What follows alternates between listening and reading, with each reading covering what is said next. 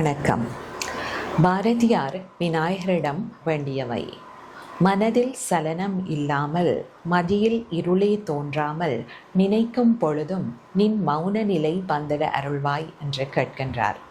பொதுவாக மனதினுடைய இயல்பாக இருப்பது சலனப்படுவது அல்லது சஞ்சலப்படுவது. இந்த சலனம் இல்லாத தன்மையை நாங்கள் எப்படி அடைவது என்றால், இதே கேள்வி கீதையில் அர்ஜுனனால் கிருஷ்ண பகவானிடம் கேட்கப்பட்டது. அதற்கு கிருஷ்ண பகவான் 2 உபாயங்கள் சொல்லுகின்றார். ஒன்று அபியாசம், அடுத்ததாக வைராக்கியம். அபியாசம் என்பது நாம் மனதிற்கு செய்து வருகின்ற பயிற்சியை தொடர்ச்சியாக செய்வதன் மூலம் இதனை நாங்கள் அடையலாம்.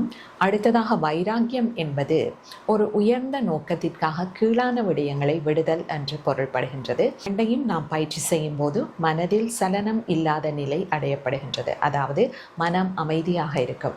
எப்பொழுதெல்லாம் மனம் அமைதியாக இருக்கின்றதோ அப்பொழுது புத்தியில் தெளிவு இருக்கும். அதாவது இருள் இல்லாமல் ஒளி எப்பொழுதும் இருக்கும். இவ்வாறு மனம் சஞ்சலம் இல்லாத நிலையில், புத்தி தெளிந்த நிலையில் நம்முள் மௌன நிலையை, அமைதி நிலையை, இறை நிலையை நாம் உணரலாம். நன்றி.